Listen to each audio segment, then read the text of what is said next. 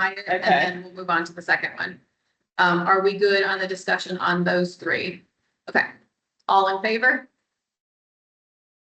All opposed?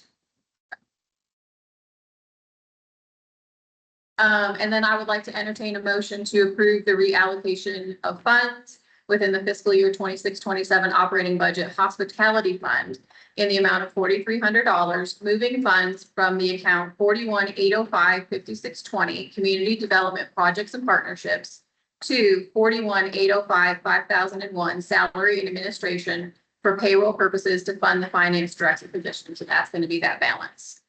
And I am calling for a second on that. Any discussion? Tell me again which one it's coming from. It is from 41-805-5620 Community Development Projects and Partnerships. Okay. So what's that leave on the balance of that? Trying to think offhand. Around 12 grand. There's still quite a big chunk of money. It was, I believe it was a little over 16 grand in that line. Okay. Okay, but we've used money. So if we had 16, we took out, we're taking out 4. We haven't used any money from that. We haven't used money out of the, No, Not in this fiscal year. it was last. fiscal. We used money from that. Yep. Yep. We're only what, 40 days into this one? We spent a lot of money. Days, right? It's awesome vehicles. Cool. All right. Any other discussion? Any other questions? Okay. All in favor? Okay. All opposed? Amazing. And I got a couple more here, sorry. I would like to entertain a motion to approve the termination of the Green Finney Colley contract effective October 31st of 2026. With the finance director position coming in, that was the agreed upon span of time that we would keep them on staff just to have that transition period for the new finance director. And I am calling for a second on that. Okay. And any discussion? And I hadn't seen the contract. Is there anything in there that's gonna come back and bite us on the contract itself? I'm just asking because I don't know, and I'm sure the determination clause, I didn't see. 30 days. So say that'd be over. That's why I want to make sure there was things in there. Yeah. But with this approved tonight, we can give them more than enough time. I just want to ask all the question I'm having about that.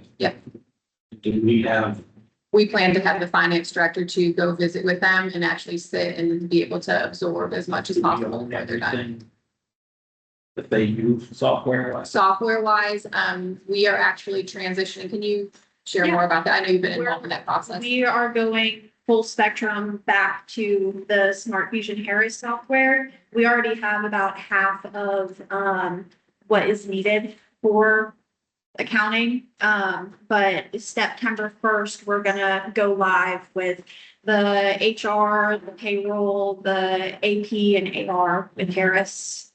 It'll be all integrated. And all of that comes out of pub subs dues and fees.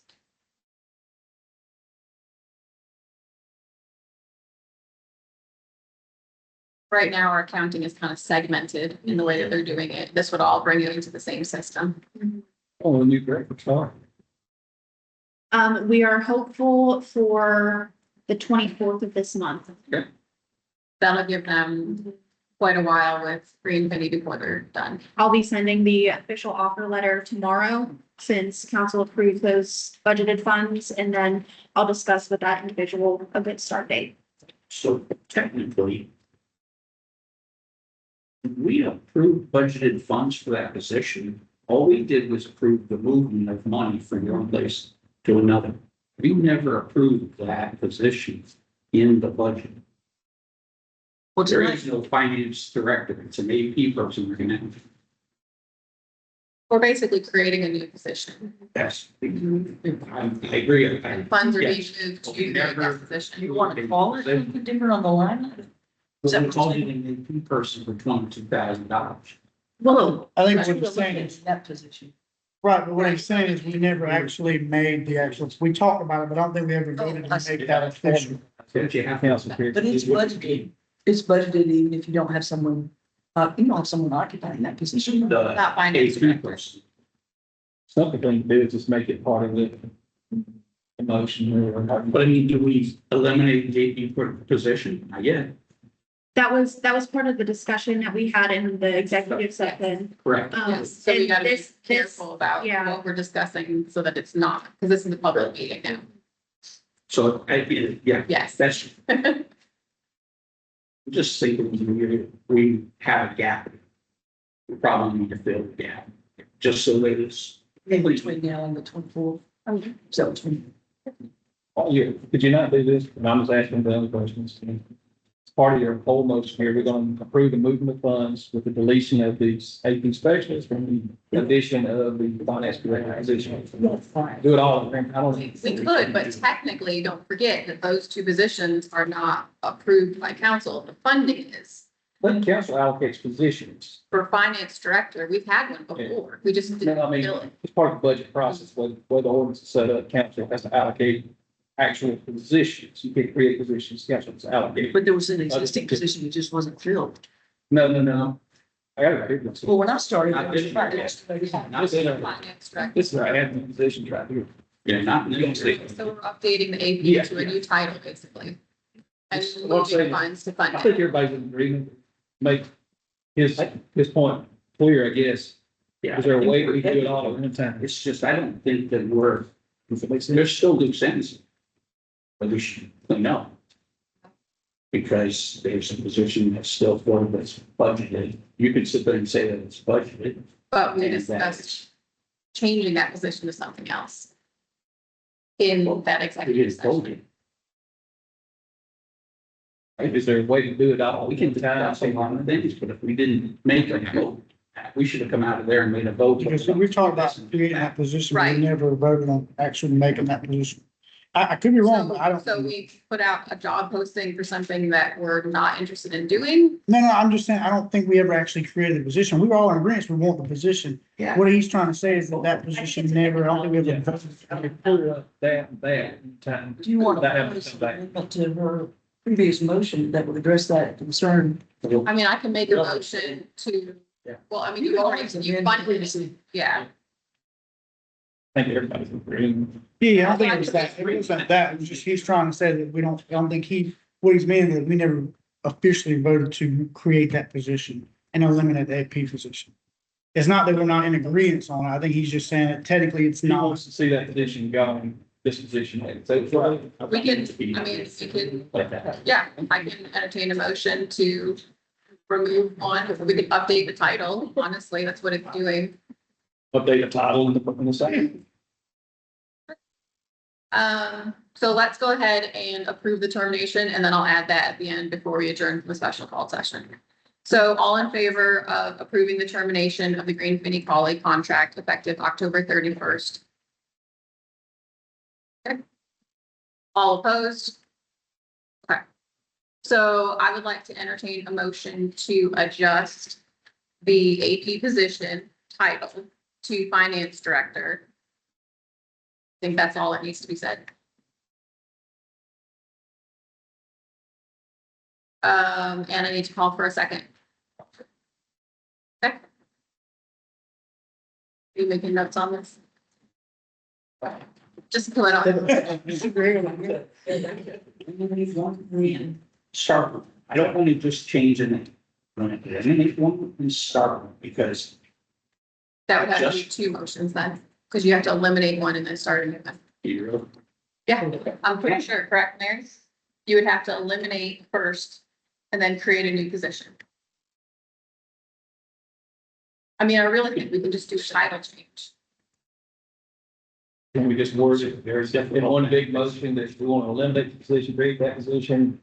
I don't know, I'm just trying to find The anything. motion itself was specifically for finance director, That is correct? correct. So We've already funded the do position. we need to make a motion to get rid of it if the funding for that current position is already Already been approved. taken away? Walk out of this meeting tonight to change the current AP to a new finance director like that, because you just made the change. She holds the title. She holds that position. And walk out of here saying, you know what, now you're the new finance director. No, I get what you're saying, but Don't have it so it's clean. This ends, this begins to the new person, you know, new person that you already selected. so would it be easier to just make a motion to just eliminate that position then, since the funding for finance director Has already been approved. And then it's just one motion? Yeah. you could do that. Yeah. All right, so let's adjust that then. We're gonna go ahead and entertain a motion to remove the AP position. And I'm calling for a second. Okay. Any discussion? Will that terminate when the finance director comes on? So So she will go on 24th, she would be done and. Yep. Correct. Would we need a lapse for her, you know, for a few days? I'm just asking. That's probably something. I- Green Finney will continue to provide any additional support needed for the transition. For whoever gets that position. Correct. All in favor? All opposed? Amazing. All right, I would like to make a motion to adjourn from the special call session. Do I have a motion? Okay.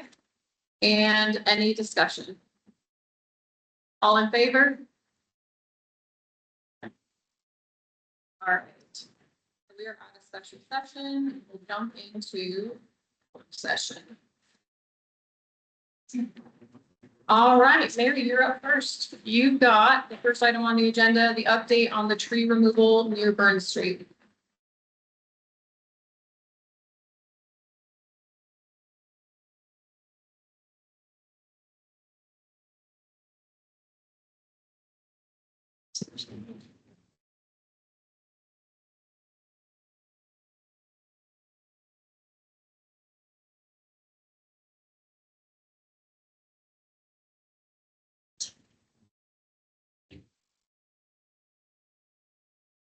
Hey, this is a common problem.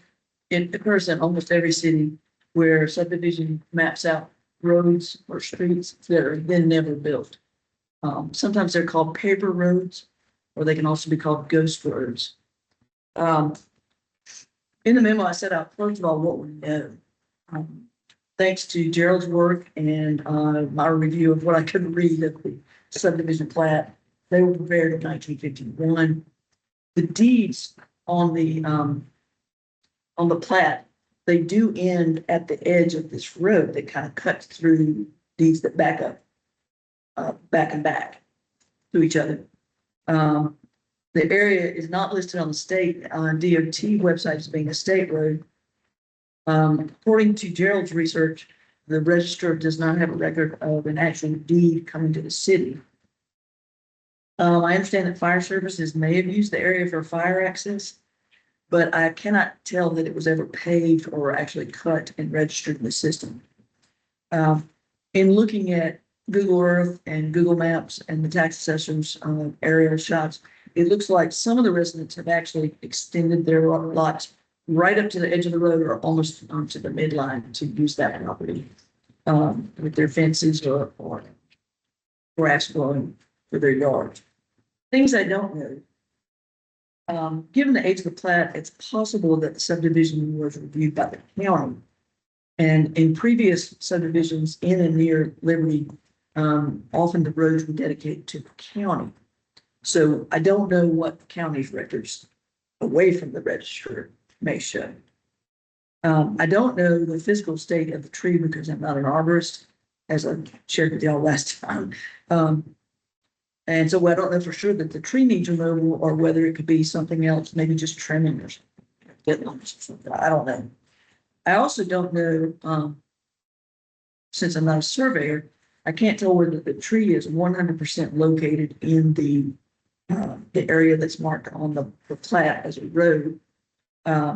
Typically, trees on property lines where both property owners own things, that can be a little bit complex in terms of who pays for what. I don't know. I don't think there's any sewer or water lines in the area that's marked as the road on the plat, but that's something to determine for sure. So you got here, because you don't want to give up an easement or right of way to enter in there and care for your lines if there's lines in there. And then I don't know whether since 1951, and no, I was not born in 1951. I was not alive. So just, I can see Sierra looking at me like, yeah, okay. Same as you. We don't know whether the city's maintained those lines. But that area, whether they mowed it, whether they cut trees down. The area right by Miss Stobie's house, it does look well maintained, but I'm thinking the neighbors probably took care of that. I listed some possible options of things to do. Check with the county regarding the records. Get a formal title search. By a professional, I can't do title searches because I don't keep title insurance, not being a real estate attorney. Have it surveyed so we know whether the tree is actually in the, any property if we own it. So determining whether you own it first and then whether the tree's in it. Have a tree company or an arborist look at the tree and determine its health. And then one option would be if you own it and the tree does need some work, decide whether the city's gonna do it, but know that you set a precedent. If it's not on your property of doing that kind of work, and then everybody who has a tree that's close will want their tree taken care of, because you did it for one, you gotta do it for all. That's something to keep on. And then finally, there's always an option to do nothing if the city does not own the area or the tree needs to come down. Another thing I thought of was typically claims for trees would go through the insurance company. So I was thinking maybe y'all might contact your claims representative with your insurer and just see if they have, I'm sure this comes up all the time, see if they have suggestions or guidance on that process. And finally, there was a question asked about, should the city abandon that platted area that was never, if we don't own it, we don't need to abandon it.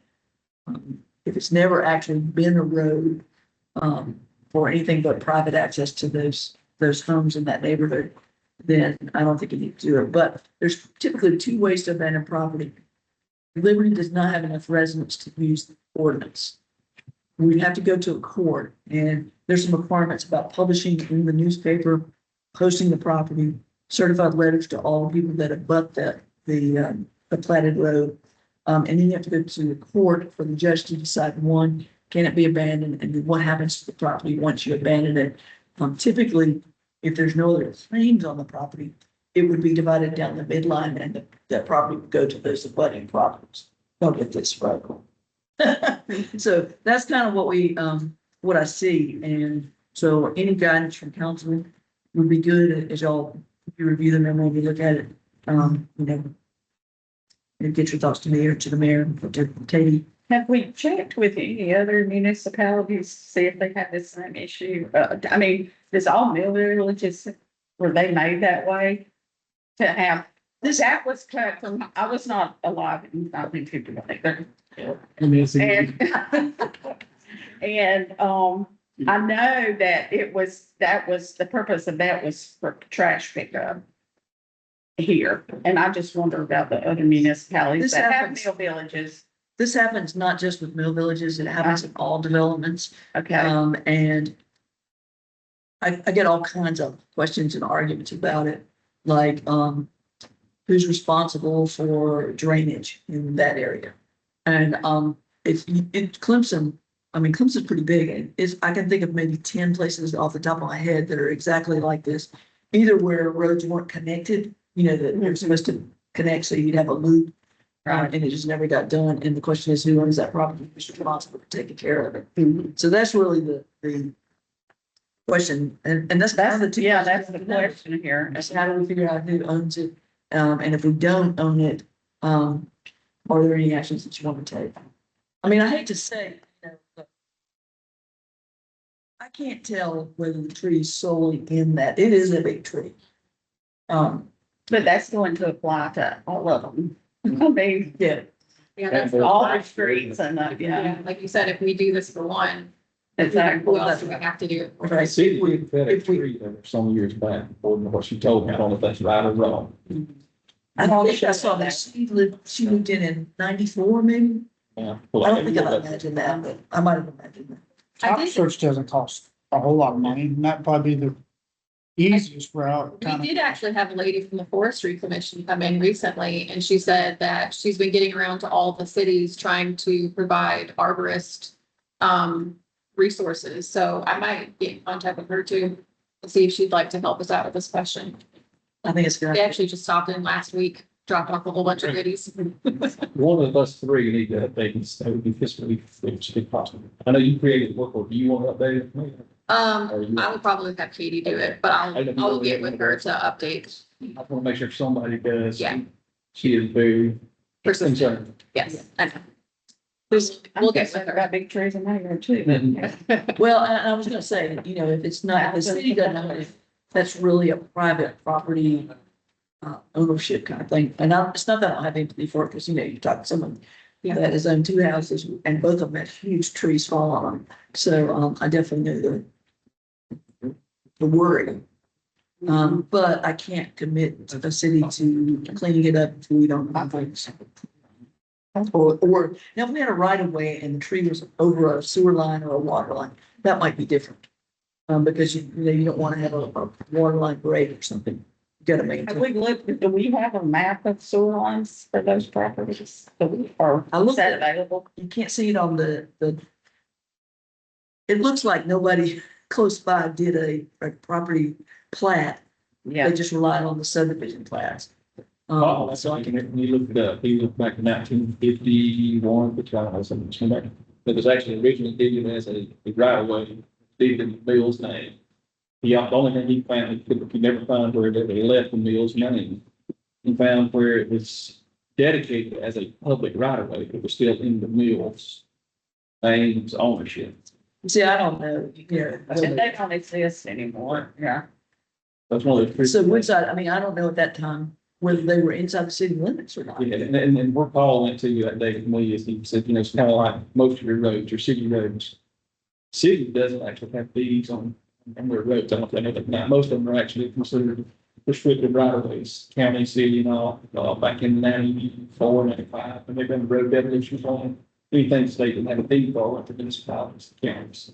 So I think that's what this is. I don't know if the city owns it, doesn't own it, or whatever the case might be. I just want to make sure somebody. I don't think county could have been involved in that, you know, development process with the county when the mill, because it was Woodside Mills Development, you know, did it. So I don't know, sometimes that could be an economic development thing that they work with. So what is our next step?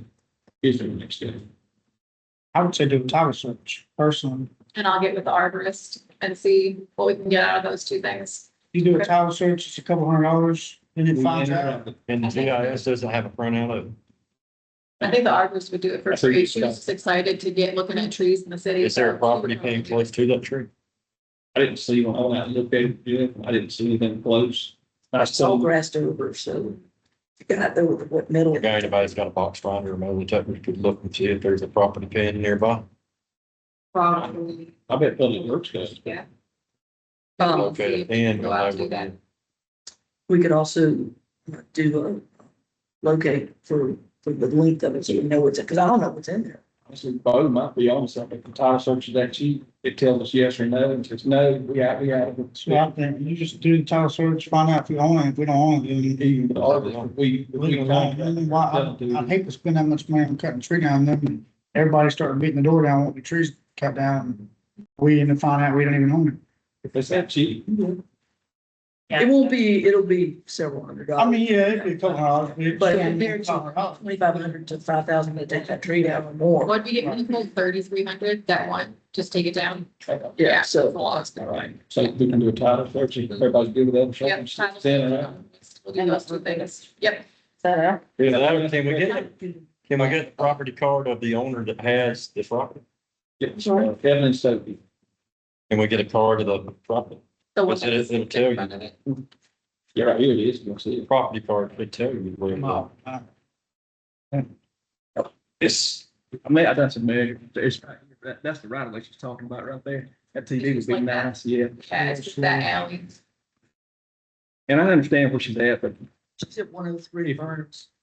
if we do the arborist and we take responsibility for doing it, or we're responsible for that tree from now on. We own I it. think we would just assess it. I don't Okay. think we would do anything past that. Assess the health of the tree. I have a printout from the tax assessor website, and it's at 103. I think Walker's right there. It looks like, the way it looks like, it goes all the way through. Yeah, it goes all the way. Looks like to it was Lake, a yeah. loop. for the trash or something. Back in the building's 26. And then back in the day, there weren't. They had back alleys back in the days, didn't they? For And trash. trash pickup. People used to put their cans in the backyard. Oh, very chapel, too. You get So say. Most mill hills did. They just do that. Years ago, they You freaking send a vehicle down through there, they got a truck. buggy and built, whatever. That's how they started. So just the. Well, the guy drove a fuel car, so it was, Most of your mill hills had this. Oh, You wanna pass those down? There's alleys in Greenville. They still use it. And follow, Katie's gonna do the ball, that's me, Kelly. Yep, we'll follow up with Ms. Miss Stokes Stokes at and one then. after a soft. Yeah, eventually. I'm sure there's other things that fall. I think she has several. She does. That'd be my other question. So let's cut this one out. I see all the trees down to that back one. That's got to be. We'll follow up with her by Friday. What time? Awesome, You're right, make it in the middle. And I'll- Okay. The three of you. amazing. I have told the one. Put that baby in the papoose and take Won't it. we I'm gonna say. take you to get done? So we'll do time search, we'll do the arborist, then That'd be, we'll reconvene. Okay, awesome. she can see the babies, but she knows we're not lying. Oh, see the baby, still gotta do dinner for you. Next up on the agenda is the discussion of the municipal donation policy, and Mayor, you are also up for that. You're earning your money, man. you just find you use the tape. Well, there's too much for my three brain cells to remember anyway, so. Okay, first thing, oh, Oh, I was sorry. gonna say, just to start this conversation, so this kind of came up and with some discussions around how the city is actually donating to various things. Should we have a policy? Should it be at the discretion of the mayor? Should it be at discretion of mayor and council? This year we made a donation, well, last year we made a donation to the Cat Garage Rescue. We put $2,000 towards what they are doing in the city of Liberty to spay and neuter cats to reduce our cat population. It kind of spurred the discussion of how much should we be donating to things, how often, should there be a plan in place? We also donate to Pickens County Meals on Wheels every year. And so it just kind of makes a larger question of who we donating to, how often and why. So go ahead, sorry. This memo addresses primarily the donation of physical, or real estate items. Currently, your ordinance requires that in order to dispose of anything, Oh, this is not on the agenda. oh, what's on the agenda? Municipal donation policy. Well, this is gonna be covered in that. Oh, So it's about, basically it's disposal of items. The donation policy is something that, basically, that's two different things. no, I think donation is covered in this. Listen and see, and then if you want me to shut up, I can do that. No, I just want to make sure that we're covering the right thing. Yeah, this is all disposal of city. But property. disposal includes donation. That's say, yeah. Yeah. Monetary values. Okay, So carry on. basically, there's two things you have other than funds. You have real estate and you have personal property. Personal property is basically non-real estate. Your ordinance requires that for anything to be disposed of, and I use the word disposed, I'm not talking about trashed. I mean, given away, what happens to it, basically, if it leaves the city. It's supposed to come to council. And that's a very restrictive policy because then you spend all day arguing about, well, these clothes in the lost and found, what do we do with those? Or, you know. So, state law basically says you have to dispose of, or alienate real property by ordinance, but you can do the other by resolution. And typically what happens is, because you have an ordinance talking about how to convey things away from the city, you'll need to do it by ordinance because of the equal dignity thing where you can only change an ordinance by an ordinance. The goals of changing the policy, and I think they would definitely address the donation policy too. So basically you would be conveying funds. And I'll address a little bit on that. Sorry. I knew there would be an objection. Thanks, Carolyn and John. You put Jennifer up to it. Jeff takes care of it. Basically, your goals would be to maximize the value to the city, provide transparency to the public as to what's happening with publicly owned items and funds, set fair methods for sale and donation, and then protect the staff and council from accusations that they misused or that they were somehow, improper. City owned property. Suggestions to streamline the process in terms of I mean, you have several different kind of things. I mean, you have worthless things, things that cannot be used by anybody. You have surplus, which are things that the city either doesn't need anymore or which have become obsolete. Like if you look at the materials used for water lines from 15 years ago, they're gonna be totally different today. Same with water meters, things like that. Unusable things, maybe you've eliminated a function and you don't need the supplies for that. Or maybe you have stuff that's damaged in some way. So basically what I'm thinking is, once you delineate things that are worthless versus things that have some value, then you determine how do we dispose of those things. Your current ordinance requires that you have basically a city auction, a public auction of things. It was written in early 1990s and didn't anticipate online auctions. So that's something that you can clarify in terms of doing that. And GovDeals, of course, is kind of the standard that people are using nowadays. And basically, once you set your way for the administration or department is to value things that's worthless, or whatever terms you use in terms of surplus or unusable or obsolete, things that still have some value. You set what the method is to get rid of those things. Like police often trade in weapons to get more advanced, and equipment to get more advanced stuff. And that would be something, actually trade-ins are allowed under your current ordinance. Trade-in cars, trade-in equipment if you can, to get the price down. But it would require also a report from administration to council in your public session. And that way you can both be sharing with the public and with your council members how things are departing from the city. And then I put on number 4, I put some other provisions about emergency donations to agencies and nonprofits when there is something going on, whether it's a hurricane or it's a drought or extreme heat, extreme cold. What to do if something doesn't sell at an auction or on GovDeals. When you can determine something's scrap and just sell it for scrap value. Rotating system for donation to nonprofits might be a way, once you identify which nonprofits, what services they're providing that are good for your public and your community, then I think that, you might want to look at either identifying what your goal is with those donations, whether it's Meals on Wheels, obviously shut-ins and feeding people that can't get out or can't fix their own meals. I mean, that's a good option. I don't know if there is another option for that particular thing, but once you identify what your goals are with donations to nonprofits, that's something that is good. And I think you can include that in your annual budget as well. But if you have something and you have like 6 nonprofits that do the same service, or 6 nonprofits that are all providing something good for their missions, then you may want to rotate around. Do one year, do one the next year, maybe do 2 1 year, 2 1 year, that kind of thing. And then finally, I think you need a provision in here that requires that, it doesn't disallow. I don't have a problem with employees bidding on stuff. I don't think they can use inside information. And I think they have to bid in the same way that any member of the public would bid on something. So like if you put a truck up for, an old truck on online for sale, then they bid in the same way. They can't have a secret bid and they can't know what the bids that are coming in are. But if they want to bid on something, I think that's fair. And I think that goes for council members too. As long as you don't use inside information, you can bid it just the same way that anybody else is doing.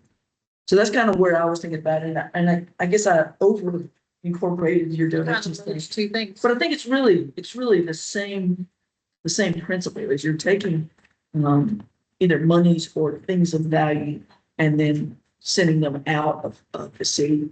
And so you have to identify your goals and then how you're going to accomplish that from a method standpoint. So the reporting part of it could probably be included in the administrator's report or deputy administrator's report based on anything that's been disposed of, the valuation, the method, all of that. So item And the B, income number from 3 that, to the too. income. And I put down, it could be quarterly. I don't know how much stuff you have to get rid of. Whether it's, That's a lot.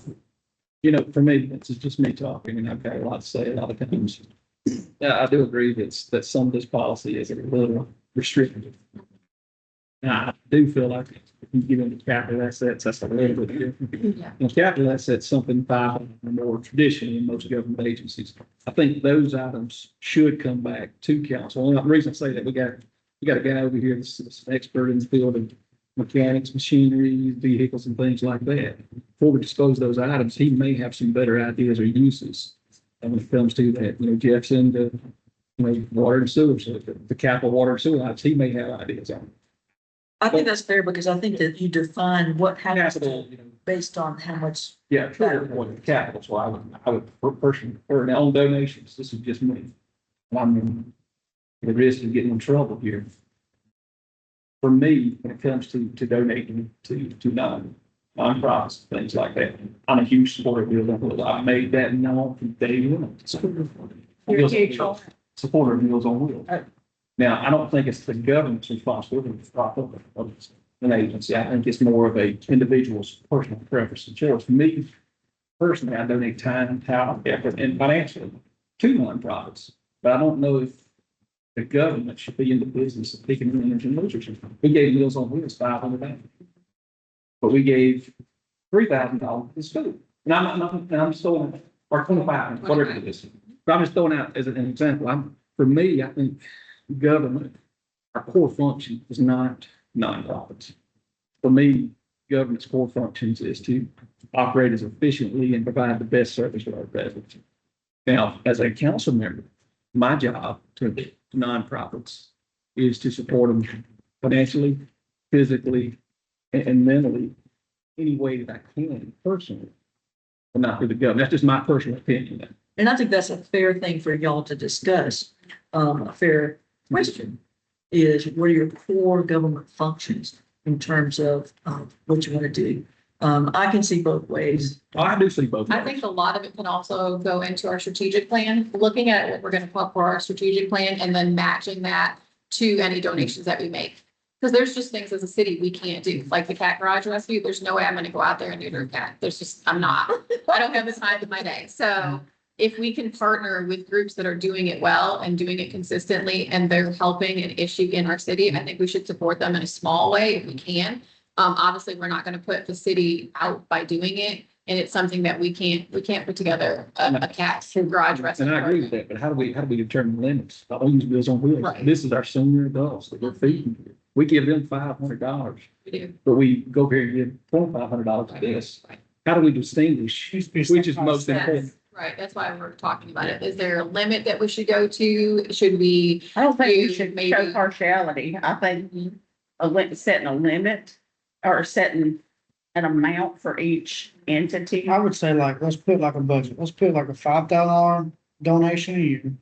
And then doesn't matter who you donate, whoever you want to donate to, don't get no more than 500,000. That's set to y'all, however, whatever you want to set that, but 5,000 total and then 500,000 per whatever thing you choose to donate to. So you're saying do So then that way it like keeps it five fair. 5,000 and then we can give to 10 agencies inside of there and give them 500 each? Whatever you decide to pick, but that way it's fair. That way nobody can come back and say, well, you donated this much here, you donated that much here, then that way it's clean cut. Nobody can argue nothing. I think you could do a couple things there. One is, I do think you need to identify your goals and then prioritize. For example, your cat thing, and I'm completely ignorant about all that, how things work and stuff in terms of catching cats and feeding them and all that. But if it impacts your areas where you may have visitors or tourism or business, that's one thing. On the other hand, if you look at your healthy community, making certain that your fixed income people that are at home that can't feed themselves, that's also really important to the community. So those are the things that council will need to make a decision on. I think that's first. And then you determine how much money total you're going to do it. But one way you can do it, if you get state, and I'm sorry, that came out real spooky. If you get state monies for accommodations taxes and hospitality taxes, typically the way that works is people come in and their nonprofit groups apply for it and they have to show a need.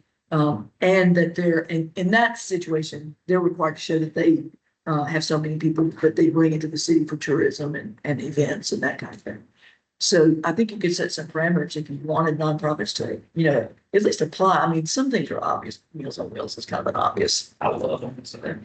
But let them apply and you may be surprised at what groups have needs that may coincide with your goals in terms of what your priorities are. Yeah. That's why it's on the agenda, because I know there's probably groups in the area that we're not aware of right now, that maybe we're not. Once a year, open application, fill out the recreation form, open application process, have a group of appointees that come and review that, bring it back to full council. Plus you all meet a lot of neat people that you maybe haven't met before. Right.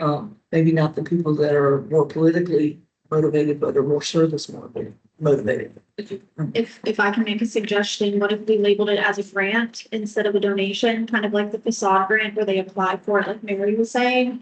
And then it would come to council and council can yay or nay if they want to move forward, or we could just do first come, first served and have a deadline, or we have committee. I would prefer, I love the idea about budget. I would prefer to have a once a year opening for applications, give everybody the same. Because a lot of people, like I said, you advertise in the same place, everybody knows where to go to, when to go to, what it is.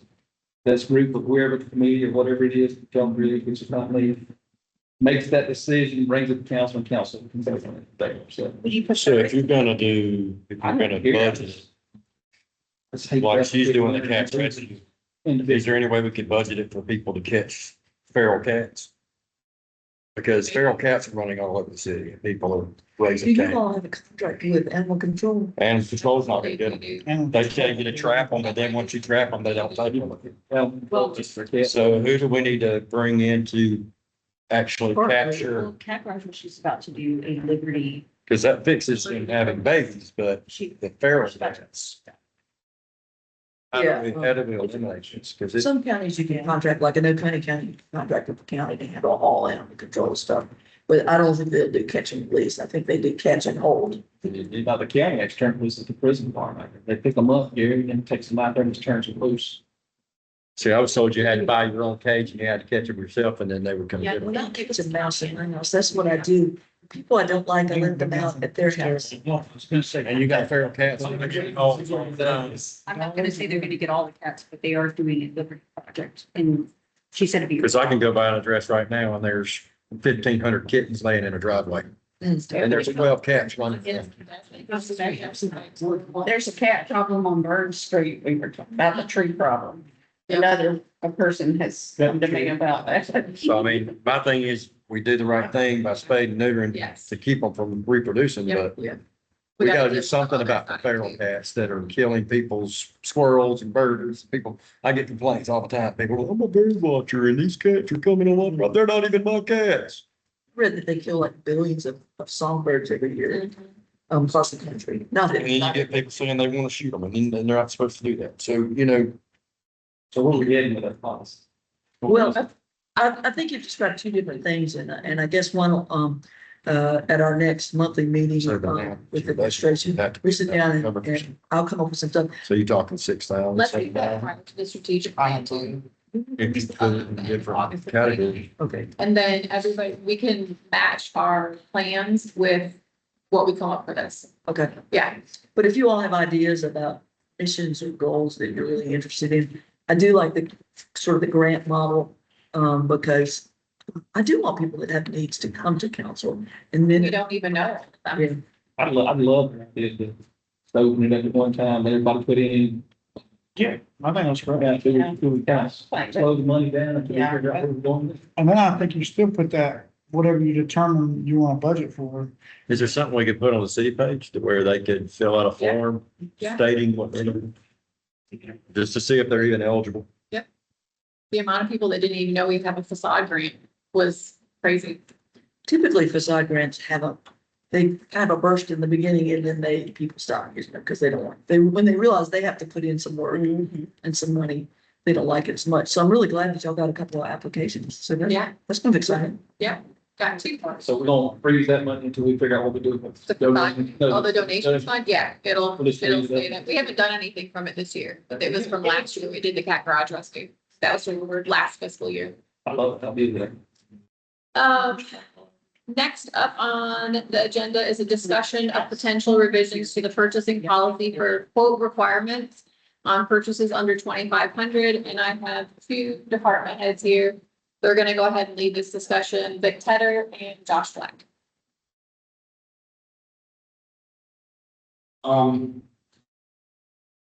My recommendation is to remove the three quote requirement as well as the procurement purchasing form for purchases under $2,500.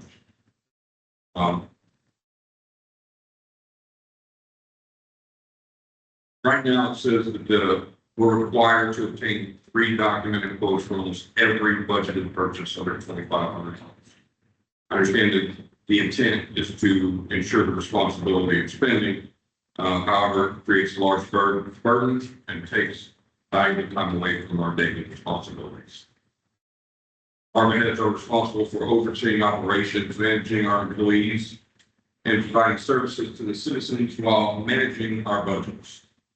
Spending hours researching vendors, getting quotes, comparing similar products, and documenting this process takes valuable time away from all of us. In doing this, the city is still paying the employee's salary while this research is being completed, which can offset any savings found of the item that we're searching for. A lower price does not always mean the lowest overall cost. We have to look at location, availability, shipping, delivery time, and the employee time. An item is found cheaper at another location, you have to take into account additional time and fuel travel to pick it up. All these costs are still paid by the city. There are also situations where waiting on 3 quotes is not practical. For example, one of my patrol vehicles failed windshield wiper. The priority should be getting it fixed or replaced and back in service for public safety. Requiring 3 quotes before purchasing a replacement could unnecessarily delay the repair and remove an officer from service. Additionally, quotes are not always for the exact same item. Other vendors provide similar products with different specifications and may not be the same name brand. This requires us to spend additional time researching whether the item will actually be part of the lease. Accountability can still be maintained through budget approval, which was passed by council. Purchase orders, receipts, invoices, and just good budget management. And that's what it boils down to for all of us. Everybody here has a budget, all the department has had a budget, and everything is associated by line item where they're coded every invoice that we provide AP. And so basically the goal of the procurement process should be to ensure responsible use of taxpayer funds while allowing departments to operate efficiently. The current 3 quote requirement, as well as the procurement and purchase form for purchases under $2,500, creates unnecessary delays, increases administrative workload, and may result in higher overall costs when employee time and operational impacts are considered. Any questions? I had to buy wipers the other day, it's $14, but I had to get 3 quotes. So do you want department heads to circumvent this and just go buy them because they're there and then go get the quotes? Because that's what's going to happen. Instead of just allowing us to do our jobs and go, listen, anything 2,500 or more should be brought to council. I agree with that. I don't have any issue with that. But we're all adults here. We all have a copy of our budget, and it's just good budget management. Now, if something is close to it and it's going to put us over the budget, then I think that we should discuss that with the mayor first, or the deputy administrator prior to bringing it to council, because it would be going over what our line item is on that budget. And I brought an example of what we have to do now. So anything 2,500, it's prime example, I had to go buy some air filters for here. It was $11 in Ace. So when we get it, we have to fill out the procurement form. Then we got to attach our reports to go with it. It literally takes us a lot of time. If I go get a boat from Ace, or have a key mate, I have to get the reports. And that's a lot of time out of our day when we're trying to do other things and get stuff prepared. So I'm just saying, I'm begging that y'all could change just that part of anything under 25 to take this little paperwork, because now I got to do a 3 quotes to get more paper. We spending more money on paper now. It's kind of crazy. I mean, y'all more than welcome to do it. I mean, look at it, you know, so not, we just buy like, I gotta buy paper towel, batteries, anything I have to buy, we have to get 3 quotes. And it just takes time. Toilet paper. Yeah, toilet paper, like, I had to get some toilet paper for here.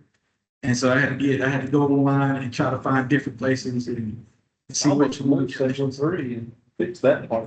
Yeah, that's, also, I'm just asking for that part. And I'm sorry, but I guess I'm the dumb here, but I didn't realize that part of That's it. section 3. Section 1 said it's thin. That's, Go to section 3, that's talking. Very much. You could almost yeah, strike I section mean, 3. I think that's something too, but. It's just a lot for department heads. I mean, like I said, I had to go get something to fix something. I'm like, okay, I gotta go to Ace real quick, which we haven't accounted with. It costs $3 and I gotta go back to my office and then get 3 Y'all different. try to shop local too, I'm sure. I mean, we try to, because, you know, it's quick for us when we need something like, you know, we needed to get that strip from TV. And so it's just like, I had to get 3 quotes before we can even get one. And Ace had it on site. So it's like, it's a kind of for $30.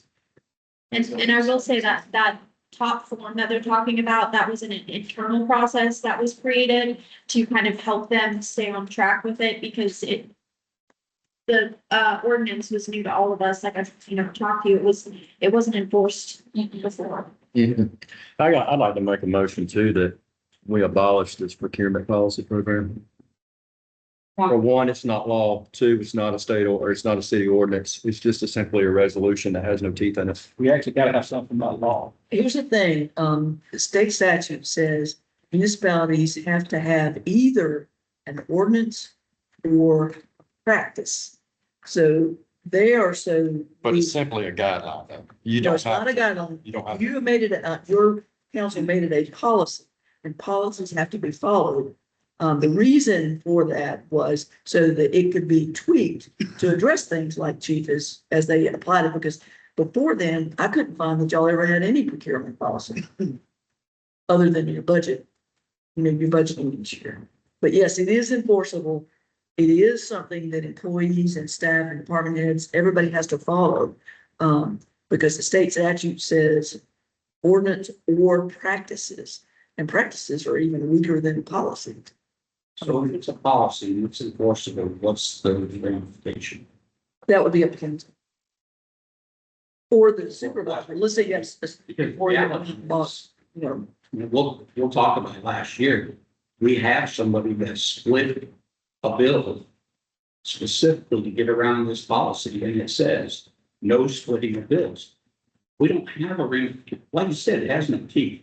We have no ramification, no recourse. We can't go back and say, It wasn't built into it originally. Yeah, no ramifications. see, ordinarily, it's for big dogs. Saying that it was it was put out there, but it's made to be adjusted as needed by council.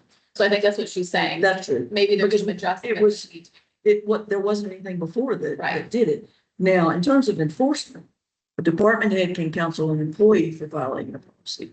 Administration, the mayor can counsel the department heads, and it filters down. If you felt like, somebody on staff, the deputy administrator, or maybe somebody in administration had violated, that would be up to council. But that's true of all your policies, because not everything is in an ordinance. once you have no ramification to it, we don't have any recourse. Well, The you recourse we have some reasons, but. We can send you. That's about it. That's right. Now, if they stole money or something, you Then definitely you go go to to jail. Yeah, exactly. That's, you would be violating the state statute at that point, so then. State. If there's theft, yeah, but otherwise it would be handled administratively, because typically the people spending the money are gonna be in your chain of command.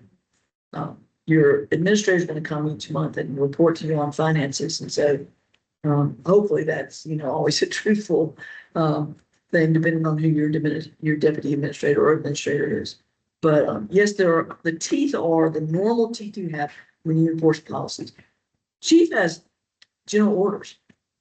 He enforces those policies. And so you could say each general order doesn't have a consequence, but chief decides the consequences. Your consequences are in your employee handbooks in terms of, you know, I don't like progressive discipline so much because it seems to promise that you're going to get so many shots before you have the final termination.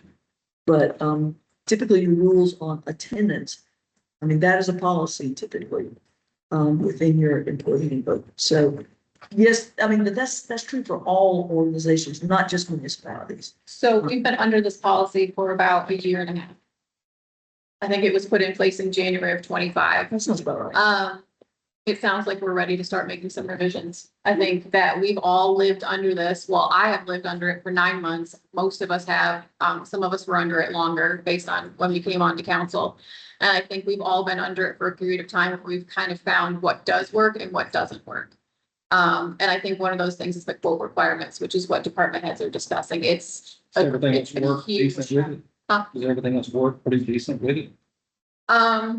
I think that we definitely need, and we already talked about this previously, where we talked about changing the 2,500. That's a really tough thing to live under.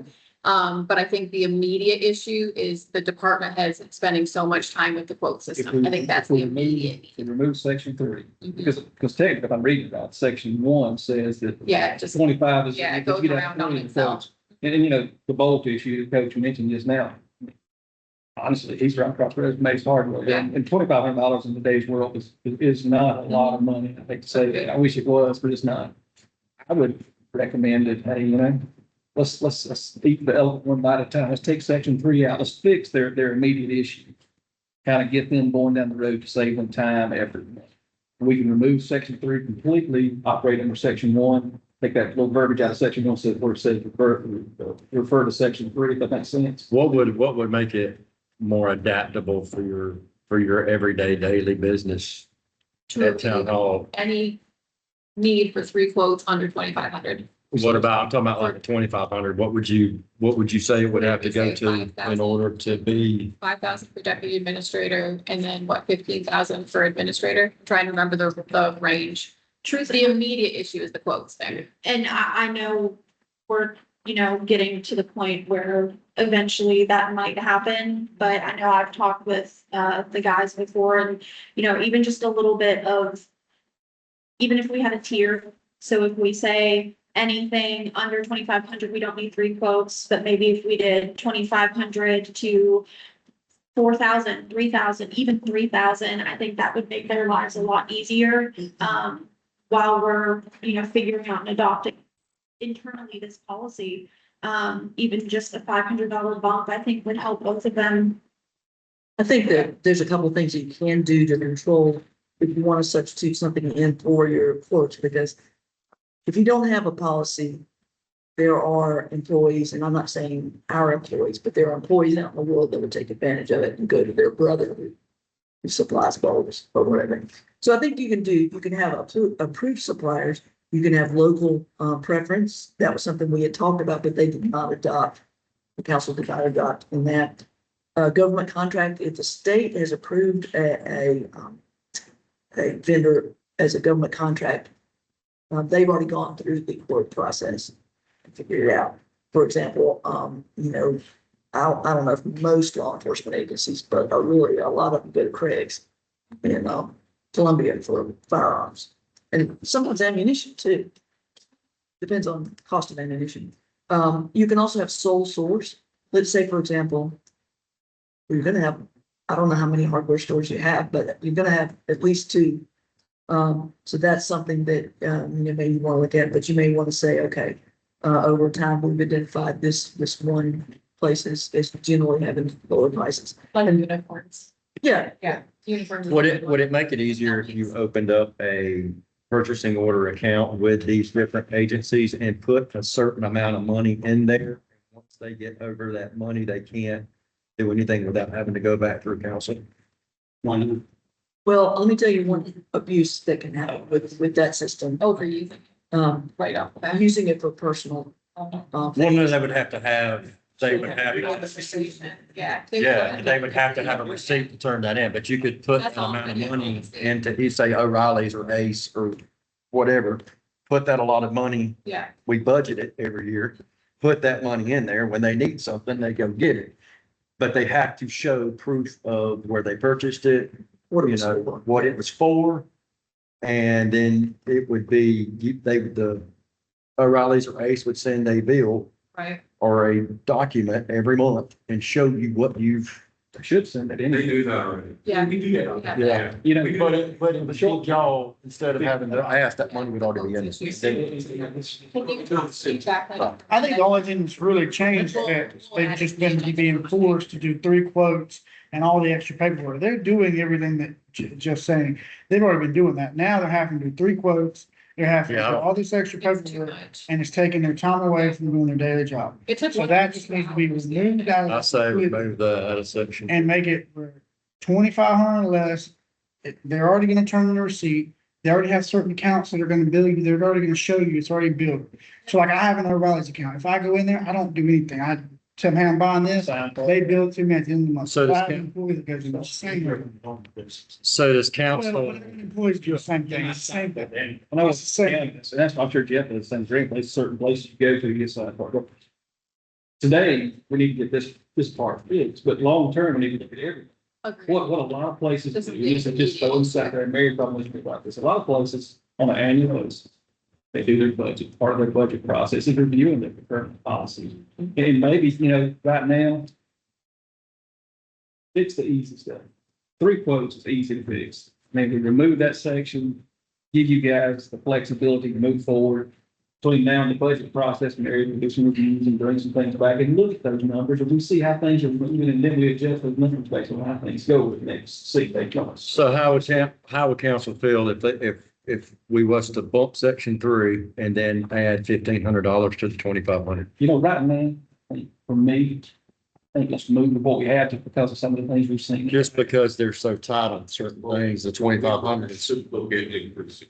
Last year for the end of, look at it, increasing. I'm not saying you're doing it right now, but it is something that needs to happen. Last year, I purchased, our officers went through rifle training.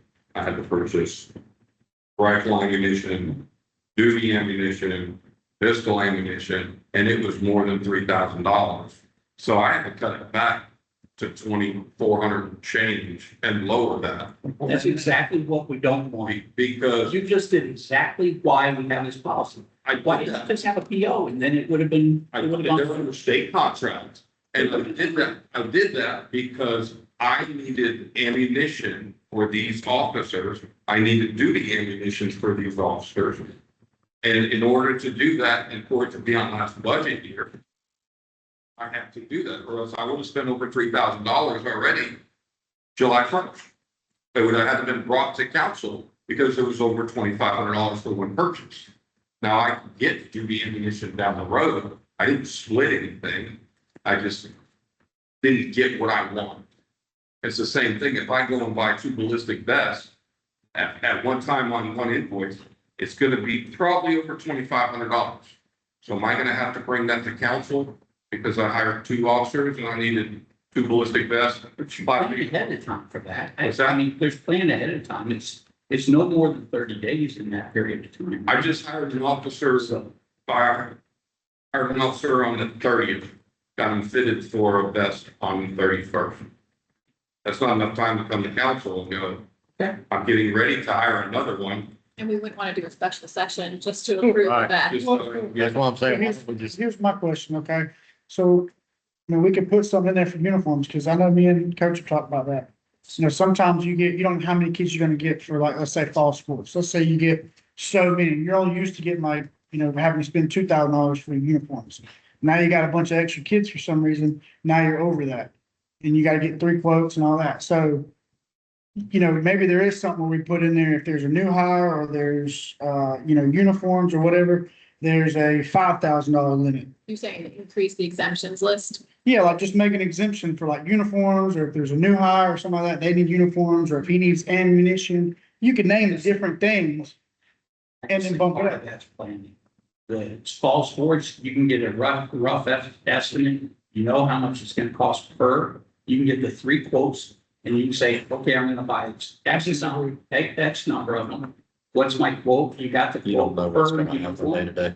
So I get 20 or I get Right, 25. but the only thing I say about that is, the only reason I disagree is because, and I bought a lot of uniforms. They will never get it on time. They can tell you, hey, I'm gonna use, you got 100 kids, we're gonna have it next week. And I guarantee you, it'll be 2 weeks behind. Yep. They do it to me every single time it drives me wrong.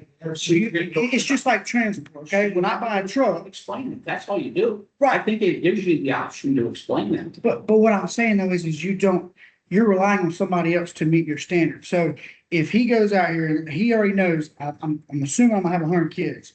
He starts working on 3 quotes. And let's say the first one is the middle line. He picks them, he goes with them. And then they don't get it in time. Now you got kids that don't have any shirts, they don't have jerseys, something like that. So normally when you start making a relationship with somebody, you just start using that person. I'm not saying that's the best policy, but normally you do. And again, if you have to get 3 quotes, that takes more time. You're having to call this person, get them to give you a quote and this.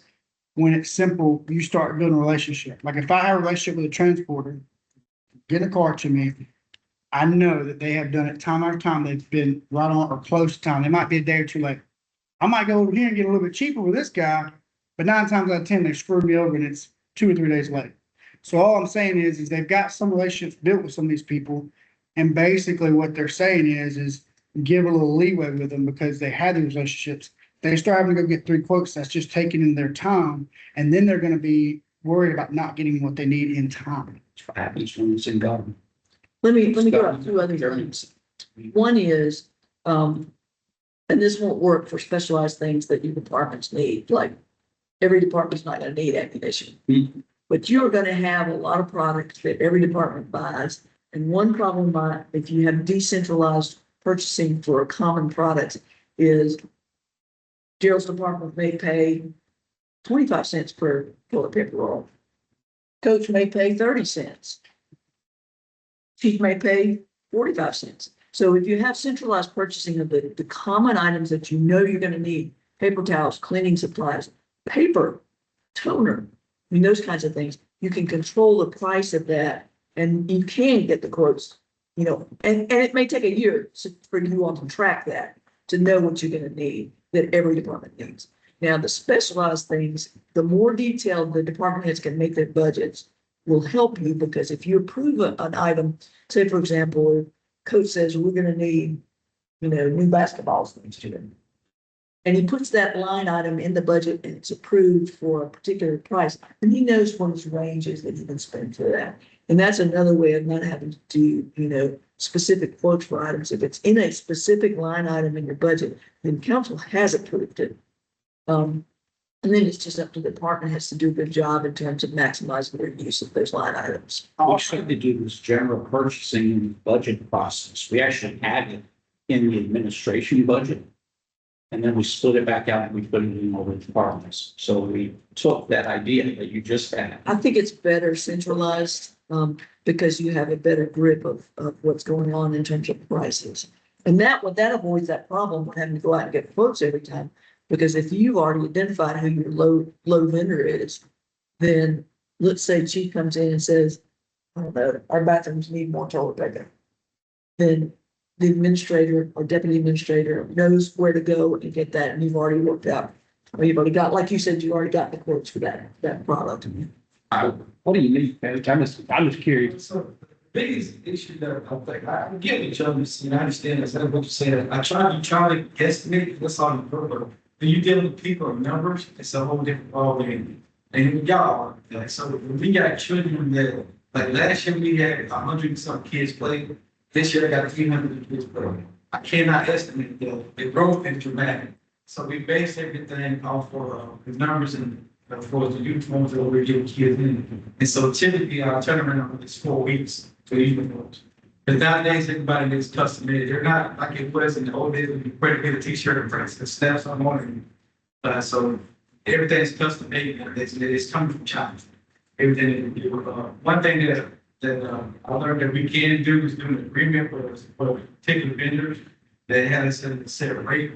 That is the one thing I would like for us to try to look into doing is that way we get Right now, I think my cheerleading force is gonna be over $5 grand because I've got 91 girls out of cheerleading. So, you know, that's, I know it's gonna go over $5,000 probably in $20. I just asked for the vendors to send me their invoice and that, and we played in 2 weeks. We started with 2 weeks for and cheerleading. Go for that, you have two vendors, right? Varsity and somebody else. Yeah, varsity, everybody, varsity's always the highest. I don't like varsity the highest, so we want someone who can just give us some nice quality with local charity for them. And then, you know, things like that. So that's what, I'm always looking for the best rate for everything. So, Yeah, that's what like Bo said, just, you gotta be flexible with parts and rates, because you basically everything off, you know. Guesstimation, I try to do that, it's hard. What happened with it, I can be under, or maybe over, and then I got a surplus of material that I don't need, and then I just got to sit in my backroom for years that we're not gonna use. Here's the other thing I'm gonna touch on too, is you gotta think something that's a little new.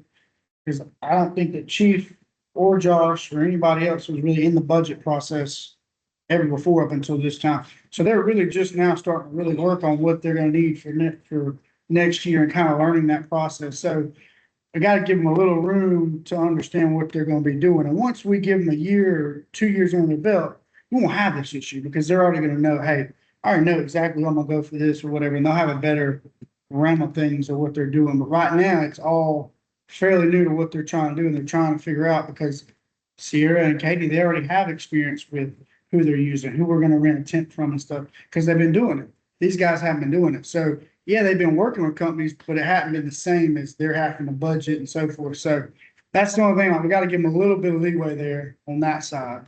And the other thing, like he did touch on, is he's dealing with people. You might have 40 people sign up, 30 of them pay. You still got 10 extra kids that's technically signed up, but they haven't paid yet. You don't know if they're gonna pay or not. And then once that deadline passes, they might not pay until 2 weeks later. Well, I got the money now, I'm gonna pay. You can't turn them kids down, man. They got the money, you're gonna let them play. So now you gotta go order, make another order to get some more jerseys in because now those actually did come through. I think that that's the problem. I think the whole process is upfront, where are you gonna get your uniforms from? And if you need 5 more, that's not the problem. It's how do you get the masks, right? Right. Where you get the quotes, and you get the pricing. You look at that. Yeah. Yeah, But if you do the increase, they want to know exactly how many numbers that you got, so. I'm just saying, if you do the increase, that means for a buffer for situations like that. I think that I would like, so one other thing, I would almost give you guys X number of dollars a month. Let you draw out of it. That's what I was saying. That's what you have to say there. Each department would get a allotted amount of money, and then it's up to them to manage their own amount. And then when they start running low, then they know, okay, might slow down. But what I say about that. But I think we need to, That's what I'm saying, they have to give bump it them a up. little bit of time to We're get. voting everything Yes. according to the line in the budget when we submit. Yes. My thing is, I want you to consider just increasing it from the 2,500 dollars, saying. Not, Remove the quotes. right now, the biggest thing right now is the Yeah, man. procurement form, Because if the you quotes, prefer- anything. You can less prepare than for something unexpected. $2,500, because the procurement form is double the work. We're putting the It's same thing on the 3,500 or form, $4,000. putting their We invoices. said 5,000 last month and that, Well, we could do $4,000 for. And the thing is, Josh and I did deal with this Just to, because council and the former mayor, former council, former mayor, they didn't abide them. And we didn't know anything about it until you all brought it up. And now that it was brought up, now the mayor and the deputy administrator of the council, you know, is on board with trying to follow our guidelines and follow our ordinances. But we're the ones doing what's in the ordinances, and that's why we're just trying to bring it to your attention to go, this is not working for us, this is the reason why, we would like to change. and like Mary said, it was always put in place to be adjusted as we found things that didn't work. So this clearly doesn't work for us. The 2,500, 3 quotes. So I think We do have to have, for it to meet, state standards, the general requirement, and it's not very explanatory. If you look at the state procurement code for state agencies, they're like yay big. But there has to be some competitive process. So I think you do that at the front end, and then, you know, if Coach finds that one vendor is always, has the quality that meets the standards and is the cheaper one, then that's where you start. But you have to have some competitive process. So then Monday, can you bring some amendments to our current policy that we can discuss? If you need to marry, and she'll decide what she'll say. The full grant. Yes, I can. Section 3 Can you send those out as quick as possible? per department. I will see what I can do this week. In the packet. Yes. I'll I see. mean, I don't know. Yeah. Monday night, I'd love to see it before Monday night at 6. I will That try. makes any sense. I'm gonna Let me call ask it you for penny sales tax. Quick question. Yes, sir. If we had, I know we've been talking about committees, right? And if we had a committee, is that something that would kind of help with this process? If you had a committee where like, again, like if there was an issue with uniforms and he could go to the committee Oh, and right. basically they could approve it and then bring it back to council and say, hey, he had an emergency, he had an extra, you know, Yeah. he budgeted for 100 kids and it ended up being 300 and he had to go over it. Yeah, a rec. That's where I committee think with we that, get, for sure. you know, I mean, it's not just the rec. I mean, it's several different committees that I feel like we need to. Finance committee of sorts. I Some know cities have finance committees, but they don't typically approve things. They make recommendations to council. as Would you approve $4,000 per department? And eliminate section 3? If you'd asked me an hour ago, I'd probably said no. But, listening, I can put it on. And that's why we wanted to bring the department heads in. They've lived it for the last couple of weeks, It- months. It's hard and it's And very, anything over 4, it would have to come through here. Yeah. It would have to come before council and then council Really would, came alive in the last. And if we raised it, honestly, just to relieve them from the stress of. You can read big stuff issue that is you they can't know find all of it. purchase in the past. And we know that going forward, it's not gonna happen. Yep. We'll feel more comfortable. Right. We wanna make sure that we know and that that's why we're kind of leading with this and we'll make small changes as we need to over time. I could live with that. I mean, I'll be honest with you. I'll see what I can come up with. Okay. I appreciate everybody's input. Back off to make it fit this. If you need it, bring it, get it approved. Before everybody and get it Because if you approved. need it, you need it. You should make it. And I think in the department head's defense, I think, like those stated, in the past, they didn't see their budget. They didn't know what they had in last year's budget before we sat down with them, and Yes. pulled it up in my office. You know, they didn't know they had overtime budgeted for. They didn't know they had part-time, employees budgeted for. So they saw that, they had 2 months and they kind of panicked. We kind of failed them on that, so. All right, well, good. I'm glad we're working through that part of it. It's a whole. Thank you. No. Yeah, then on the old council, under the old mayor. So, yeah, we'll keep hearing that, like, Oh, I'm not we didn't know saying. what we were doing. No, I'm not saying that. All right, next agenda item is the second discussion on the zoning ordinance for 25-26. And Jennifer Visage is here to kind of walk us through what changes were made. We would like to get a final vote on this at the meeting next week. But I know there were some questions from some members of council, so I'll let her go ahead and start this conversation. Is there any questions y'all want to ask me? Nothing has changed since the last time we talked. I mean, it's still, because planning commission's done. So, I mean, unless y'all want me to point them out again, is there other questions that anybody has? John, I thought you had a question on the zoning. You had made the request to have it on the work session. Refresh me of what is currently zoned as. We're talking about the property on Camp Rogers. Oh, that's second. That's different. This is Oh. the zoning ordinance. You're fine, you're fine. Sorry. You're fine. Oh, yeah. If I'm No. If I'm Yeah. Jennifer, if I'm correct, I think we made adjustments originally from the previous one on accessory dwellings, sheds, living quarters, core commercial regulations, core commercial residential, political signs, minimum square footage, tiny homes and development, business owners as board members, RVs as temporary storage, RV parks and metal buildings. I think that was the full list of everything. RV, we didn't do Okay. anything with that. Yeah. That's not. You had a question? Yeah. Go ahead. Well, I had, someone come to me that was, and I think he spoke as well at the. Okay. Carol. About the fence. About accessory dwellings. About the what, I'm sorry. Accessory dwellings. Oh, sex dwellings. No, you're fine, you're fine. I'll stop that. You're not very good.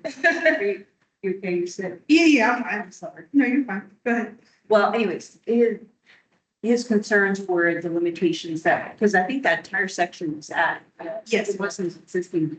Yeah. So his concerns that we haven't needed up to this point, and he didn't want to just add things that other municipalities, Yeah. if it wasn't a concern prior. I think I talked to him. What road is the one? It's across from the post office. Actually, yeah, I've talked to them and I told them, because they're the ones that were concerned about the guards there. And I had told them they were grandfathered in, that would never, ever do anything to what was there. Really? Yeah, like, I mean, I can't think of taking it down. Because one already exists. What about living unit? We have some, the reason that this came up in the planning commission was when I was in the planning commission, we had some issues inside the city with people With the living sheds. in With metal sheds, sheds. That, they don't meet building code, Yeah. they don't, and that could. so they're gonna be grandfathered in. No, the one they had was a It's a regular garage. regular garage with an apartment. I'm talking about What that. makes them grandfathered? Because, well, they're, first of all, they're meeting the regulations that. But it's grandfather needs to be not according to the He was regulations. concerned that we were going to make him change anything. And if he's already there, I'm not gonna, because I think, I don't remember what his what it was it bigger than what it was? Well, the grandfather, we can't even touch him. What I mean, Yeah, I think it's 32 square feet. or Yeah, we something. can't touch him if he don't Yeah, be grandfather. it's already, I can't. so those people in metal sheds are still grandfathered because our current ordinance doesn't. Because we can't touch him. And then Aleen's wife, I think her concern wasn't just for them, but they were concerned for other people that want to buy accessory dwelling units to convert for family. Yes. You know, Yeah, in these hard times and, you know, and they can do that according to what the regulations state. They could do that. They can get an apartment or what would you say, accessory unit, that is like, Code. yeah, right, code. A shed is not, That's not what we're they're talking. not gonna bring a shed in and live in a shed because. I'm just telling you. Well, let me I know address, it's- I can't- Jennifer, give me a second, I'll jump in on Okay, that. go ahead. I don't like the term grandfathering because it does imply that anything and everything that exists right now can't be touched. Building codes and, do you know IPMC? The International Property Maintenance. Yes. Okay. Buildings have to be habitable.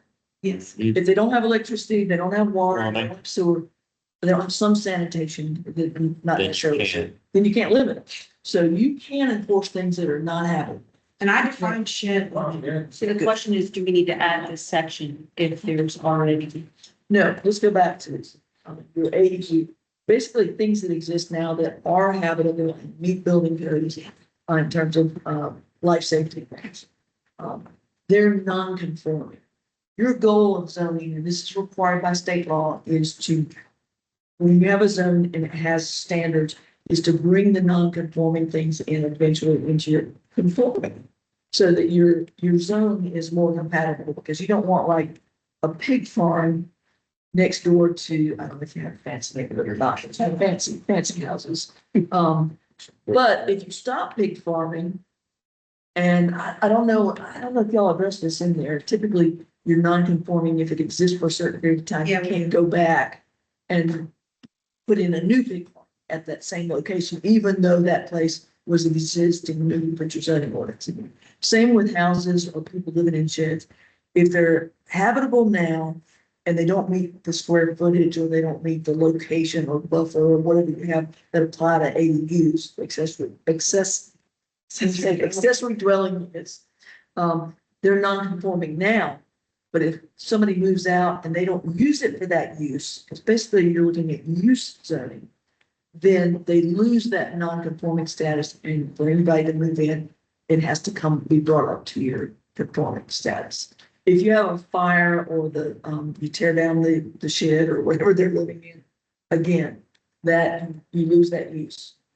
You have to go to the new standard. So the principle is like, it seems like if it's not there, it's not allowed, but if it's your job to kind of state it's allowed.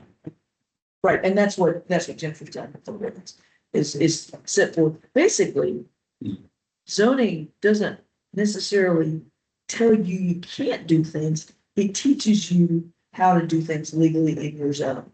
So things that, I'm not saying that living in a shed was legal beforehand, but this makes it legal as long as you meet the requirements.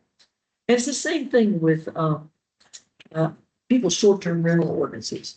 Short-term rentals may not be allowed under your zoning in your particular zoning area, but the ordinance setting forth the requirements for short-term rentals makes it a legal use where council decides it's I appropriate. would just say we need to be careful on square footages and those limitations. You know, that's what I think Mr. Carroll's concerns were, putting those limitations. If I'm remembering correct, Jennifer, this was put in place, there's some individuals living in those little $1,019 buildings. Here and there, it's put in place. And if I'm hearing you right, we added something to eliminate something that we didn't have to add to eliminate because it's already illegal for them to be there in the first place. Is that But- correct? But Am I look, saying that right? the risk would be, let's say you're in just an ordinary residential zone. And your neighbor puts up an ADU right on the property line, so when you look out over your kitchen sink, you're looking into someone else's, grandmother's suite or something. I mean, you, part of that, having requirements, whether it's a buffer or a location, or if you don't have any rules, why not put 6 ADUs on your property and rent them out? It protects the other properties that surround your property. And that's, I'll give you an example, and this happened in the town of Iva. The guy, they didn't have rules on the ADUs, and the guy bought those, I don't know if they're Rubbermaid or Tupperware, but you snap them together and they make sheds. And he was renting out, I don't mean like 3, I mean like 10 or 12 of them to people. Because they didn't have a rule that controlled what ADUs needed to, just the minimum requirements for ADUs. Because it's really not fair if I have a house and I buy a house in whatever your top residential zone is. Is R10? R10, and I meet the requirements of the zone, and I built a nice house, my forever house or something, which is getting shorter and shorter, by the way, but, let's say I have my forever house there, and the next door neighbor sets a field in of ADUs next door, then I've kind of, that kind of destroys your zoning for that zone, for your top residential zone. So that's really it, to make it legal if you meet those requirements, and you can have your family live in it, or like a abuela suite, or your grandmother, Yeah, I think y'all all agree not to let it be rental. rental, or not really. That might be wrong, Bobby. I think You can have rentals in if I other rent zones, on my house. just not, your primary residential. But I would think for them, they would be more large. This is no metal buildings, me ask you a question, so if I got a piece of land in the city and I'm gonna build a barndominium, that would be allowed then? There'd be a huge issue. Condominium would be allowed. Yeah, like the kind of pitching. Net code, square footage. Right Just here. ask a question, is that no metal buildings? We took that out. We took that out. So that, I see that argument all the time. So you're saying lower property value for doing all service? Yes, exactly. Yeah. Because if I- Condominiums. Well, I'm not talking about renting, but even just placing it there for money. Not Changes in 1 foot. Storage. Like if you're moving from into one. Well, you're talking about lots, you said R10, Y'all do my numbers, so are they 10,000 square foot lots? Yes. Yes, okay. That's your 10,000 square foot lot is not a big lot. So, No, so that you may have properties that are larger in terms of agriculture and and stuff like that. That would be a different property. And I don't know if there's a conditional uses, for additional ADUs in larger properties like that. I don't no, know. there's not. But that would be something that council could talk about, but in a 10,000 square foot lot, it would be very tight. Particularly with, y'all have a lot of topography issues in some areas. At least the ones I've been around, where it's maybe real steep, maybe the back of the lot falls off and you don't have much building. In the town of Central, they only allow them in R20s. Y'all don't have R20, so if you don't have at least 20,000 square feet land, you don't get your ADU. And I think. Because a lot of it has to do with those lots are so small, you don't have enough room to get all that on there. Right, are you good with the question? Fine. Are So you- it was neighborhood commercial. I know both of you had questions. Carol's Yes, was their issue, was neighborhood commercial. and I had told them that they were fine because they were, I won't use this phrase, mother, because they are a They're residential pre-existing, use. non-conforming. Yeah. So they're fine. Did we- And I told them. What did we Okay. end up doing with the residents on the first floor in our downtown commercial? So we are going to allow it. That's what's written in here. So you can allow it, but they can have to have their own entrance, their own parking spot. And it has to be on the back of the building. They cannot have an entrance on the front, like Main Street, Commerce Street, whatever, Commerce Street. And it cannot change the square footage of the existing building. You can't reduce the retail square footage. No, upstairs is what. Upstairs was fine. Yeah. Upstairs. It was downstairs that we were having the big We issue. were asking It questions. said that it can't change the square footage of the commercial? Or how I think it's written, if I remember right, is it's just can't change, can't add any more. Can't square add. footage to the building, not the. Can't add to the building. Yes, yes. You have to use what's there. But you can have residential downtown. Yes. The only thing that I would want to do, Yeah, there's only a few spaces that even. work. yes, it can do it. Somebody's living in right now. I've had Night, see. people already ask me. I watched them Christmas, eat Christmas Yeah, dinner. watch it. They never invited us in. No, You can see. it was all sitting I've at had the two table. acts. It's kind of like one of those living tableaus. You know? The one Yeah, that it's not conforming, but it continues on. Thanks, sir. It's It's not conforming until the use changes.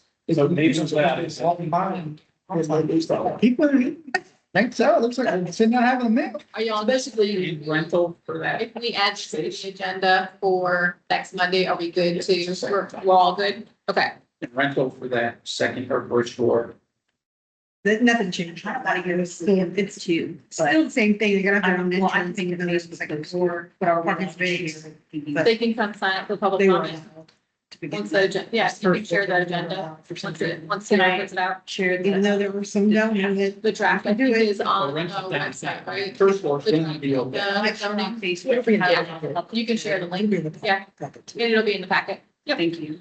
All right, last, oh, go ahead. No, I was just saying, I believe it's under Tuesday, March 23rd. Yes, thank you. Last item on the agenda is the discussion of rezoning of Camp Rogers Road, and that is also you. You had a question? Oh, sorry. Yeah, what is it on that currently? 500 and they want 501, which is the next one down for a little bit smaller, lots. And houses, we're. Well, yeah, probably. Of course, they're gonna put cookie cutter houses in there. I have no idea. They don't know their builder yet, but yeah, I would assume so. It's definitely moving to a more dense. Yes, more than So we had. We have to So remember, how many more houses do you want now? 30. you have to remember too, just take this into consideration. This is directly across the road from the area that was rezoned last year Yes. for 140 townhouses. That's insane. I don't, Directly across. I'm- They would I'm- also be coming out. onto- I'm against it. Does that concern you with our shoe See, capacity? it doesn't certainly, yeah. It But you're doesn't. talking about, you're Yeah. talking about 140 townhouses and 30 They've already got houses that. all I think that's- onto the same My road. biggest thing, this is just me, I mean, right now, we don't know where we're going, we're in, we don't know, but we're driving down the road. And I mean, we saying, let's change this, add this, let's change this, add that. We don't have a long-term vision and plan. We got sewer capacity to consider, we got roads that we only have $500 budgeted for. I'm a no-go on that. Water lines, we That's got my vote. infrastructure, we need to know this cost before we start changing anything to increase, in my opinion. You know, I would agree. I mean, I think I'm we're not. strategic. we don't Discuss, Yeah. solutions for the. Overload, little old Liberty. and we bring that can't up hold it. against it as it stands today. I vote against it. I personally would like to see them actually start the development of the 140 before we Before. reconsider anything else. That was asked at planning commission and they said that unfortunately, the market is not there right now for those townhomes, so so maybe it won't rezoned happen. And then didn't do anything. they're gonna still do it. They're saying they're still gonna do it. See if they'll pivot and make the townhouse area. Nothing else. So they basically want to get that property to where nobody else can come in and take that property. Zone it, they can sell it to somebody else. I appreciate. That's so- It reaches all the way over to Highway 93. Oh, yeah, it connects to that property. Okay. This Can you imagine the school fire and all the people are in there and they're trying to get across the school, Summit Drive and all that? And George Wilson, Is one. he don't own that property. He owns the next one. No. If you're been down that Rogers Road, it's really not, there's two people down here. Yes, ma'am. And who wants? Is George's, A vested rights section in the zoning ordinance. Yes. Okay, how long is your vested rights? Because if they don't build now, when does their right to build expire? I don't know. I don't know off the top of my That head. was if it's no, yeah, I knew there was. What happens is like, And they let's got say it on you come last in. year, Mhm. right? Yeah. Is there a time limit on when they have to break that ground? That's what I was, looking I at. can pull it. Basically, You give me that, right before you want to go. building application. Get approval. Should have put that in the deal. Council's typically Make it set like a 5 years. time. So, Because they'll just sit on there and then, Actually, I don't know if they're. But capacity. well, that's a capability state. Yeah. So. And then they went back. And all that. Some of the reason. like my neighbor told me the school degree. Because then it went bankrupt and it. That's something. Yeah. Can we So add bring that? back when it's slowed down. Can we add that? Yeah, Mary's Can gonna. we add that later after we got, like, come back to it? We would need to do a public hearing on that. Yeah, okay. So we can add it. So we can, the planning commission to do. Good, that would be good. Basically, what happens is you set a limited time that they have the right for their approvals. Yep. And once those approvals expire, they have to come back and start the process over. It keeps people from saying, okay, I've got a letter that says I've got sewer capacity, but this person over here wants to develop their land and they're ready to break ground now. Where it says They you're. don't have capacity to this person takes. worried about that Mason Street, there's a lot of houses out there. And if that sewer capacity sitting there being eaten up by those people, that it's not, nothing's going on. That's, We're gonna, when they decide to, we're gonna be in trouble. that's the property, right? That's. Well, That's the. Yeah, I'm gonna go on it. That's just me. That's. Yeah. I'm voting no on it. There's our citizen, I'm riding a bike. We're talking about that. Hey, man. I'm sorry, we're looking at the property. Like the people of Liberty have a connection. I wish I could afford to buy it. I mean, can you imagine the traffic? Yeah, if you think each townhouse would have 2 cars, so you're at like, what, 280 cars? Plus buses, plus 30 On houses. top with of two the, cars. what they've already fixing to develop. So I mean, you, I think long term, we need to have a plan Mhm. and a vision and how to please. Yep. Agreed. Strategic Yeah, plan, yeah. August 29th. I'll figure out. Well, actually, I mean, We've wanted in the plan forever. this is, we gotta All get right, well, give us some notes at least. do what's that? WhatsApp. All right, it is 8:12. Do I have, I'm gonna make a motion to adjourn. Do I have a second? I'll say. Okay, that's okay. All in favor? Ron is teaching. Good. and having- Yeah. By the way, I was thinking because our. That's what you need to improve, right? Yes, Yeah. I don't want to hear nothing. This is the property. Oh, yeah. Yeah.